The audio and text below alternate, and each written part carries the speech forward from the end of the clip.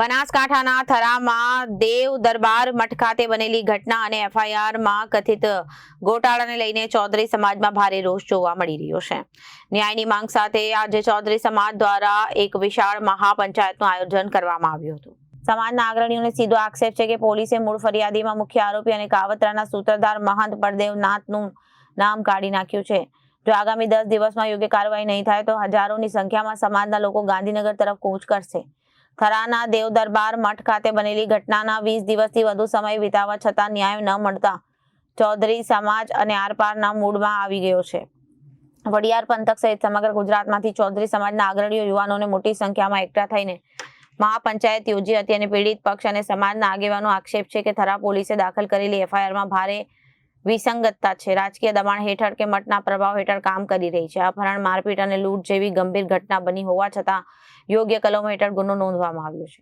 મહાપંચાયતમાં ઉપસ્થિત વક્તાઓએ સરકાર અને પોલીસ તંત્રને કડક શબ્દોમાં ચિંતન કરવા જણાવ્યું હતું। સમાજના આગેવાને ભેમાભાઈ ચૌધરીને સવાલ ઉઠાવ્યો હતો કે રાજ્યમાં બેવડા કાયદા કેમ ચાલી રહ્યા છે અને પોલીસ મુખ્ય આરોપીને શા માટે છાવરી રહી છે। ન્યાયના માટે જે આ પ્રકરણ થયેલું છે 11 તારીખે 11/7 થી આજે 21 દિવસ થયા છે। મને જે ન્યાય નથી મળ્યો છે બળદેવનાથમાં જે એફઆઈઆર કરેલી હતી એ એફઆઈઆરની માલિમકાથી જે અમને નામ આડાવડું કરી અને મેં નામથી કાઢી નાખ્યું તો ગોટાળા ચડાવ્યું છે। એ એફઆઈઆરમાં આ સમાજને મેં એમ બોલાવી હતી કે હજુ સુધી એફઆઈઆર થઈ નથી, એફઆઈઆરમાં એનું નામ નહીં દાખલ થાય ત્યાં ઘડી હું આ જપવાનો નથી। મારી માંગ એવી છે એક જ કે આ જે એફઆઈઆરમાં નામ એનું કાઢ્યું એફઆઈઆરમાં નામ દાખલ થાય અને એને આરોપી તરીકે ઠરે એવી મારી માંગ છે। માંગ નહીં સ્વીકારે તો હું અહીંથી ગાંધીનગર જઈશ। આવીને અમે દસ્તાવેજની ચાલન આવી રીતે ફરી ભેગા થઈ અને ગાંધીનગર રહી અને મારો ન્યાય નહીં મળે તો ઘડી મારી લડત આવી રીતે ચાલુ રહેશે। અમારે મેં નામ પહેલું મુદ્દામાં મોખરે નામ બળદેવનાથનું લખેલું હતું અને એનું નામમાંથી કાઢી નાખવામાં આવ્યું છે તો એનું નામ ફરી દાખલ થાય અને એને પોલીસ તપાસ કરી અને એને એરેસ્ટ કરી મારે ના રાજકીય રીતે લેટર થાય એવું હું જાણતો નહીં। મારે ખોટી વાત કોઈ નહીં થાય। પોલીસ દ્વારામાં ગમે તે થતું હોય પોલીસ દ્વારા કર્યું છે એને ગમે તે પોલીસનો ઇશારો હોય। હવે પોલીસમાં ગમે તે રાજકીય દબાણ હશે તો આવું થતું છે, નકશો કેમ ના થાય। મારું નામ ચૌધરી અજમલભાઈ પાનાભાઈ। ન્યાયનું સંમેલન યોજવાનું કારણ ન્યાય જ છે। જ્યારે ઘટના ઘટે છે ભોગ બનનાર પોતે પોલીસ સ્ટેશનમાં જઈ અને કહે છે, વિડીયો એના ઘટનાના પુરાવો પણ છે અને છતાંય પુરાવા હોવા છતાંય પોલીસ પ્રશાસન ઘટનાને મૂળભૂત રીતે લેવાની જગ્યાએ ફરિયાદમાં વિવરણ જે કરે એ વિવરણમાં વિસંગતતા રાખે તો સ્વાભાવિક રીતે ન્યાયની માગણી કરવા માટે સમાજ નીકળવાનો છે। ફરિયાદ જે દાખલ છે એ પોલીસ પ્રશાસને થરા પોલીસે લીધી છે અને એમાં મુખ્ય આરોપી તરીકે કાવતરાના મુખ્ય સૂત્રધાર તરીકે મહંત બળદેવગીરીનું નામ છે અને એમાં પોલીસે એમનું નામ લખ્યું નથી। બીજી વાત છે જે લૂંટ થઈ છે 15,000 રૂપિયાની એ લૂંટનું પણ વિવરણ એફઆઈઆરમાં કર્યું નથી। તો આ બંને બાબતો છે એટલે સમાજની માગણી છે કે મુખ્ય સૂત્રધાર જે છે એમનું પણ ફરિયાદમાં મુખ્ય આરોપી તરીકે નામ લેવામાં આવે અને લૂંટ જે થઈ છે એ લૂંટને પણ ફરિયાદમાં દાખલ કરવામાં આવે। સમાજે નિર્ણય કર્યો છે 10 દિવસ પછી ગાંધીનગર કૂચ કરીશું અને ગાંધીનગરમાં બેસીશું। રાજકારણનું કોઈ પ્રેશર હોય રાજસત્તાનું કામ કરવાની છે, રાજકારણને એનું કામ કરવાનું છે, એ એમનું કામ ચાલુ રાખે, જે કરવું હોય કરે।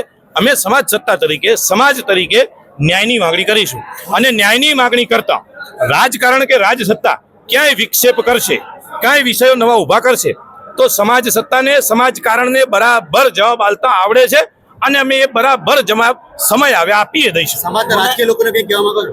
રાજકીય લોકો જે સમાજના છે એમને વિનંતી છે કે ભાઈ આ જે ઘટના ઘટી છે એ ઘટનાને તમે નિષ્પક્ષ રીતે તટસ્થ રીતે જાણો, સમજો અને જિલ્લા પોલીસ વડાને ભલામણ પણ કરો કે ભાઈ આ ઘટનાની યોગ્ય અને ન્યાયિક તપાસ થાય। આ લોકો ગુનાહિત ઇતિહાસ ધરાવે છે તેમની સામે પાસા હેઠળ કાર્યવાહી કરવામાં આવશે। આગામી શું કામ છે તમારો? આભાર છે પોલીસનો, પાસા હેઠળ પોલીસે કર્યું તો પોલીસનો આભાર। આવા અસામાજિક તત્વો જાહેરમાં બજારમાં ખુલ્લેઆમ નીકળે, ધર્મની જગ્યામાં જઈને બેસે તો શું સમાજને સંદેશો આપશે, શું સમાજ વ્યવસ્થાને આપશે? કાલ સવારે મારી તમારી બેન દીકરીઓને આ જ અસામાજિક તત્વો છે, આ જ લુખાઓ છે કે જે બળાત્કાર ગુનાઓ કરે છે, જે પાસાને ટાડાઓ હેઠળ જાય છે, આ જ લુખાઓ છે. તો આમને સમાજ વ્યવસ્થાની અંદર રાખવાનો કોઈ અધિકાર નથી, એમનો કોઈ રાખવાય ન જોઈએ. એટલે પોલીસે જે કર્યું છે એ સારું છે. આપણે શું નામ તમારું? સાગરભાઈ ચૌધરી, સામાજિક કાર્યકર.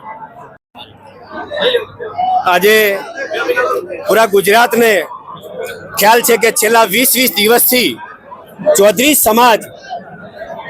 સમાજની આન બાન અને શાન એવી પાઘડીના ન્યાય માટે આજે મહાપંચાયતો અમે કરી રહ્યા છીએ. આજે એ વઢિયારી પંથક અને જતોડા સમાજના સૌ અમારા અગ્રણીઓ, વડીલો, યુવાનો મોટી સંખ્યામાં અહીંયા હાજર રહ્યા છે. અલગ અલગ પરગણામાંથી પણ સમાજના અમારા અગ્રણીઓ, યુવાનો આજે આ મહાપંચાયતમાં હાજરી આપી છે.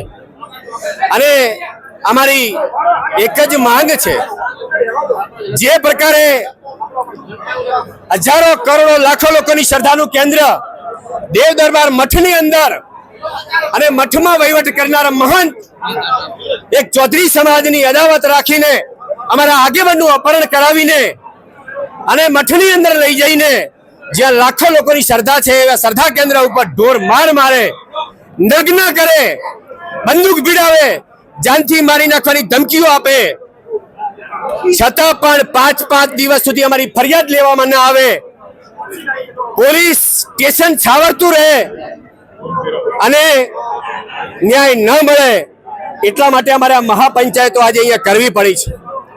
પૂરા ગુજરાતે જોયું છે કે જે ઘટના ઘટી છે વખોડવા લાયક ઘટના છે.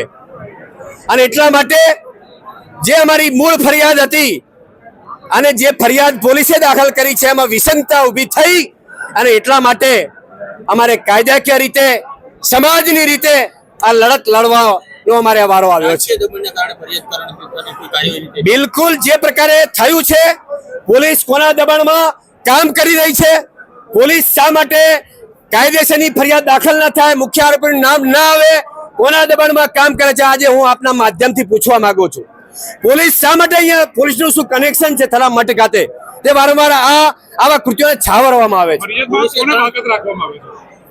પોલીસ જે મેન અપહરણ કરાવનાર છે, જે દેવ દરબાર મઠના મહંત છે બળદેવ નાથને પોલીસ છાવરી રહી છે, એમને મદદ કરતી હોય એવું પહેલા તબક્કે ચૌધરી સમાજને અને અન્ય સમાજને 18 આલમને લાગી રહ્યું છે.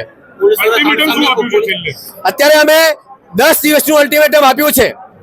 જો 10 દિવસની અંદર મૂળ આરોપીનું નામ ફરિયાદો દાખલ કરવામાં નહીં આવે અને બાકીની 5 માંગણીઓ અમે અહીંયા સંભળાવી છે, એ 5 માંગણીઓ અમારી સંતોષકારક સરકાર કઈ નિવેડો નહીં લાવે તો 10 દિવસ પછી ન છૂટકે અમારે ગાંધીનગર કૂચ ન્યાય માટે કરવી પડશે.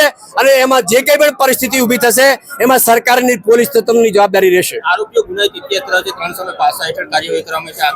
અગાઉ એક આરોપી છે, એમના સામે કોઈ પાસા હેઠળ. એટલા માટે તો આજે કાયદા ગુજરાતમાં બે ચાલતા હોય એવું લાગી રહ્યું છે. મેં અગાઉ પણ કહ્યું છે કે કોઈ ગ્લાસ ફેંકે અને એને 307 જેવી પોલીસ ગુનાઓ દાખલ કરે, એને 6 મહિના જેલમાં રાખે.